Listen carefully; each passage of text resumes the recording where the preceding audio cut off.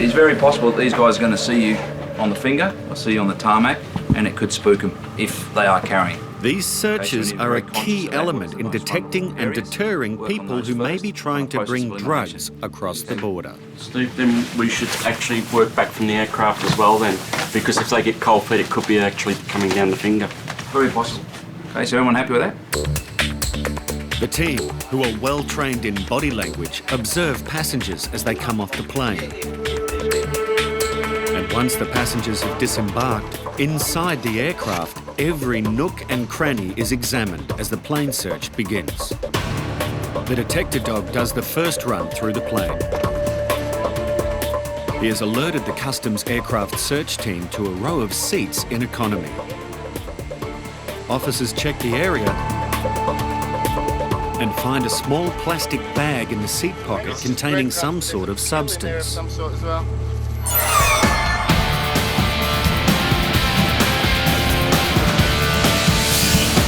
Caleb has just arrived at Sydney Airport, a little dazed and confused. Customs are concerned about his reasons for visiting and want immigration to do some further investigations. Had 3 flights totaling over 20-some hours. Lots of layovers between each flight. It really sucked. And his day is going to get a lot worse. Now immigration is about to delve deeper into Caleb's personal life. My name's Yvonne. I'm an officer from the Department of Immigration here in Australia. I need to do an interview, it's called a bona fides interview, to find out the purpose and details of your stay in Australia. It's going to be taped. Can you please tell me, why have you come to Australia and how long do you intend to be here? I've come visiting a friend. Plan on staying about 2 weeks. Okay, where are you going to stay while you're here in Australia? Go stay at my friend's house. Caleb has travelled across the world to meet a girl. Just 2 college students happened to meet up online. She hasn't met anybody from US. I haven't been to Australia, so decided to take a roll of the dice. It's a gamble that might not pay off for Caleb. Every year, 23 million kilograms of letters and parcels come through this mail centre. It's staffed with highly qualified customs officers, trained in picking up suspicious posts. Sue has spotted a discrepancy in this registered mail from the Netherlands. I think there's definitely something in them. She suspects the parcels contain drugs. We're going to get the dog squad over. I've just phoned them. We like to use all the tools available to us just so we can confirm definitely what we've got.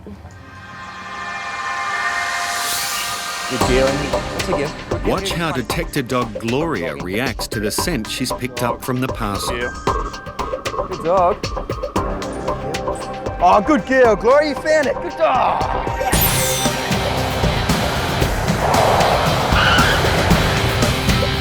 Caleb has just flown in from the US to meet his internet love. The only problem is he doesn't have a lot of money, and immigration is worried if things don't work out, he may end up on the streets, destitute. What funds have you got available to you while you're here? About 100, and plus I have my Visa debit card. Okay, what have you got available to you on the Visa debit card? I'm not exactly sure. Probably $20, $30, but I have a $300 overdraft. $100 for 2 weeks is really not very much money. How do you intend to support yourself? I've stretched money worse than the situation I'm in now. What will you do if, I guess if you don't like the situation that you find once you get here and you find that you don't have a place to stay and you don't have enough money, what will you do then? It's a risk coming here, but if that's the case, I'll come back and see if United can change my itinerary to leave as soon as possible. Okay, be back soon. Yvonne is sceptical about Caleb's story and needs to speak to her supervisor about her concerns. He's a student in IT and he works at a pizza place. Part-time job? Yes. Caleb's story has the immigration officers scratching their heads. Why would anyone travel across the globe with only the hope that someone they have never met will support them financially on their holiday? Caleb, do you have a contact number for Cecilia? She has a cell. I don't know what it is, though. Would have been a good idea to bring it just in case. I didn't think I needed it. Yeah. Okay, thank you. I'll just see what we can do. If immigration can't get in contact with Cecilia, Caleb's hopes of getting down to Melbourne may be very slim.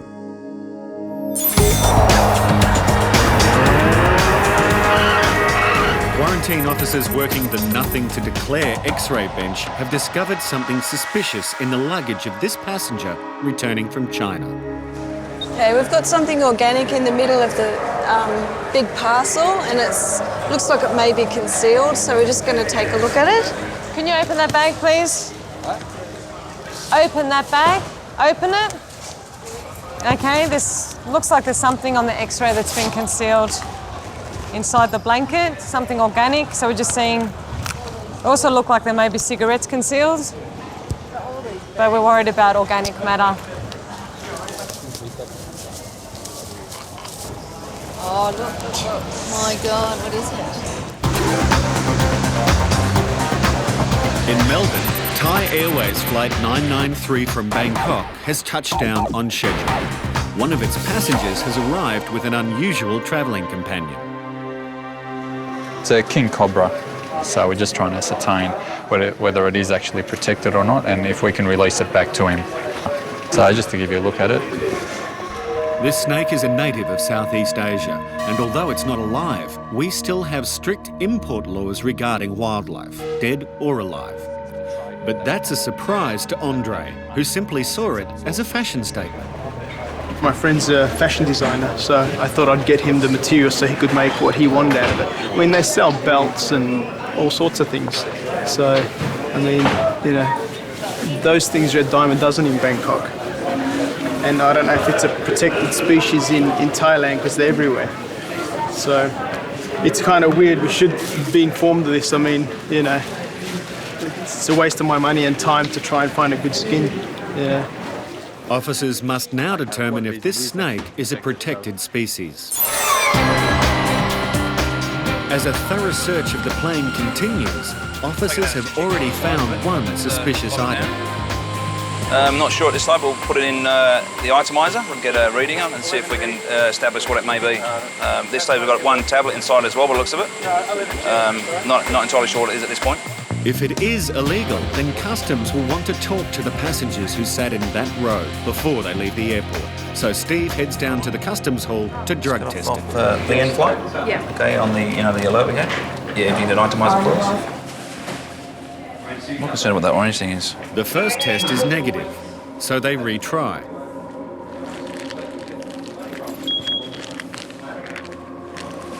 It's a pass. Nothing. Yeah. You happy? Yeah, sounds good to me. And as the search winds down on this aircraft, the good news is that the plane is clean. All these searches, no matter how routine they are all a very important part of customs work. There have been times on very low-risk flights where we've found things like cocaine, pornography that have led to major investigations down the track. Recently, there was a major drug find when a sniffer dog gave a positive reaction to a strange packet that was left in an airline toilet. It was a body pack, a bag holding drugs which is worn around the body. The body pack was removed from the plane and examined. It contained a large quantity of illegal drugs. The drugs in the body pack contained several $1 million worth of narcotics. An investigation is continuing. And here. Good dog. In the mail handling centre, the drama is unfolding as Sue and Paulette open up the suspicious parcels. Woo! Feels pretty deep. Wow. Well, it looks like some tablets. Yeah? That definitely looks like ecstasy to me. Sure does. Looks like it's got something on it, a 4-leaf clover. Yeah. All right, let's do an ion scan and a narco test on that one. That's great. The fluid in this special narcotics testing kit will turn bright blue if it's positive. Oh, look at that. What a blue reaction. That's magnificent. As you can see, the dot on the test indicates the colour the liquid should turn, and that's a perfect reaction. The two romance novels contained around 767 grams of the love drug Ecstasy, with a street value of $60,000. But that's not the only surprise package that's arrived today. We actually got 2 boxes to the same recipient, so we'll now have to go through them piece by piece and see exactly what's here. Quarantine officers believe the passenger was trying to smuggle something into the country. They look like bulbs. If they are bulbs, and if this man was trying to smuggle them in, then he's in some serious trouble. Very sneaky. Yeah, oh, you tried to sneak this in, didn't you? They are taro bulbs, live plants prohibited under quarantine law. Officers are in the process of determining just what action to take. To make matters worse, the man is a vegetable farmer and admits he may cultivate the prohibited bulbs, an extremely serious quarantine offence. Their Australian passport, the Chinese don't speak, they've concealed this. It was hidden, wrapped inside this. He knows it's concealed. Everything, the cigarettes were, all the little bits of food we found have been concealed and not declared. When something like this happens, we treat it very serious. This guy's admitted to us that he's a farmer and he's brought it in here to cultivate it. Quarantine supervisor Jock has been called in to assess the situation.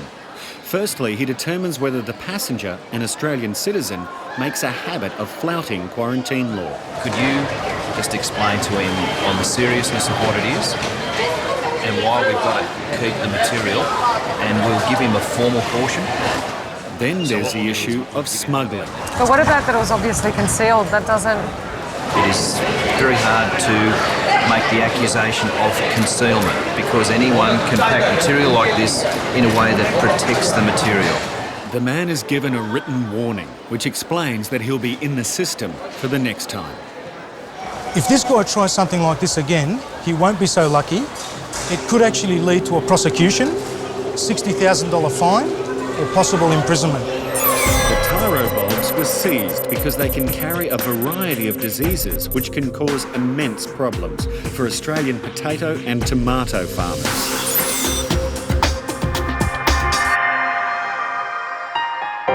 Meanwhile, over in immigration, things are not looking good for Caleb.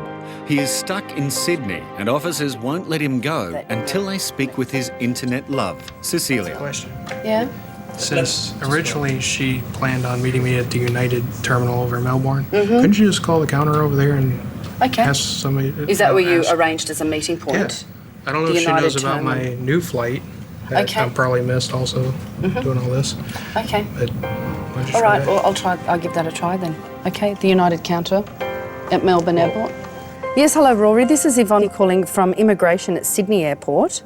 I was just wondering whether you've had a phone call from someone who may be waiting for somebody from a connecting flight in Sydney? No, they haven't approached you? Customs advise tourists to be extremely wary of buying wildlife products overseas. A serious offence could lead to 10 years in jail and a fine of over $100,000. And that includes transit passengers like this one. Okay, what it is actually protected, so it doesn't matter that you're actually in transit. Right. We'll have to actually seize it at the moment. So if I actually purchased the belt of this, that wouldn't have mattered? Same thing, whether it's a belt, boots, we still hold. Because they sell tons of belts. We just held some before. Someone came through with a pair of cowboy boots. The snake may be protected under CITES, the Convention on International Trade in Endangered Species. Not all countries are part of it, and that's got Andre stumped. Yeah, and then, I'd be all for that, but, that's just crossing borders and going into different countries that has different laws and rules. You need to actually make yourself aware, though, of rules and regulations of countries that you're visiting. We can't tell you everything. You'd have an encyclopedia of information if we had to tell you everything. Oh, that's my form. With my seizure number to see if I can recoup the goods, which I don't think is going to happen. Thousands of products are seized every year because the goods are made from species protected under CITES.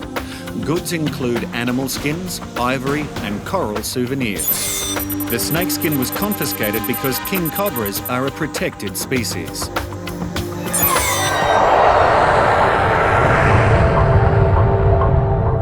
Caleb has flown around the world to meet the woman he's fallen in love with on the internet. While he's interviewed by immigration in Sydney, Cecilia has been tracked down in Melbourne as she waits to meet her cyberspace man. At this stage, all I want to do is I want to verify and make sure that he is in a position to enjoy a holiday without, without getting into trouble financially, I guess. Lucky for Caleb that Cecilia has confirmed his story.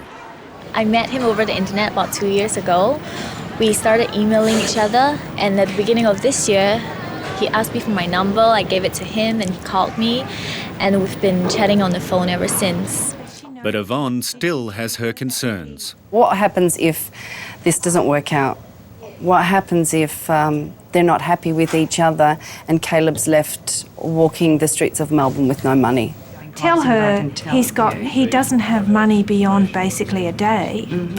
If she's totally taken aback by the fact that he's basically only got enough money for a day or so, she better know up front what she's in for, because then we'll know whether she's prepared to support him. If Cecilia doesn't agree to support Caleb, he might find himself on a plane heading back to the States that afternoon. Hello, Cecilia. Okay, I've just been speaking with my manager. Okay, I do need to put it to you. Basically, Caleb really only has enough money to support himself a day, maybe two. Are you prepared to support him if the need comes up? Yes? Yeah? Are you certain that you're okay with that? Caleb's sweetheart has given Yvonne the information she needs, and she says she will support him during his visit to Australia. Bye. Things have a weird way of working out, and even though I haven't met her, we both love each other very much. And I just need that closure of finally meeting her to solidify all the things that have been said and feelings and whatnot. This interview is recommencing at 11:43. Caleb, I'm sorry to have kept you waiting, but Cecilia has backed up everything that you said. Yes. Okay, she says she's prepared to support you, to have you stay with her while you're here. And on that basis, we're going to let you go today, let you go and catch a connecting flight to Melbourne. But believe me, I am psyched about that. I can't wait. It's just, I can't help but feel a little disappointed in some of the details, such as not having so much money on me, have to rely on her for support. That's never a nice thing, makes you look like a bum. The past 2 years have been awesome. Got to know this guy based on his personality rather than on his looks. So on an emotional level, we connect, so it's good. Now I have to see what he looks like. Sue and Paulette have already found 2 romance novels packed with ecstasy. Now they're searching 2 other dubious packages. Well, it would appear that Paulette has found another consignment. We're just doing some initial testing on it now. We've got several different types of pills, we've got some powder, but we've got another nice strong reaction on a narco test kit, almost identical to the previous consignment. It's like a mini chemist shop in a box. And once again, the test is positive for the narcotic methamphetamine. This will be a referral to the Federal Police. Apart from a variety of prescription-only pharmaceuticals, the package contained about 4 grams of ice or glass, slang terms for a pure, smokable form of methamphetamine, an extremely addictive stimulant. Later that day, another package arrived addressed to the same recipient. It contained another 4 grams of powder. A good find considering the sender had a few packing tricks. You know what I noticed? They had these deodorizers. This package has this deodorizer as well, so probably to put a scent out to divert dogs. Yeah. A lot of people believe that a strong scent of maybe flowers or perfume, something like that, might throw our drug detector dogs off. It's not the case. The dogs can smell through the various layers and still pick up the substances that we're interested in, but they will try it anyway. All of these illegal drugs were seized by the federal police and an investigation continues. After a hiccup with his ticketing, Caleb arrived in Melbourne that afternoon.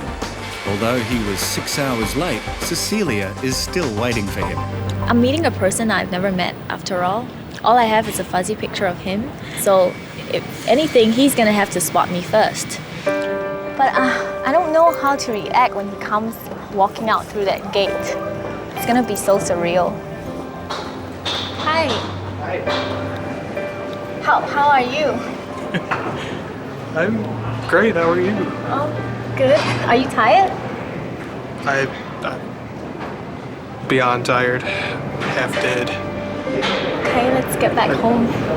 After spending 2 years of cyberspace sweet talk getting to know each other,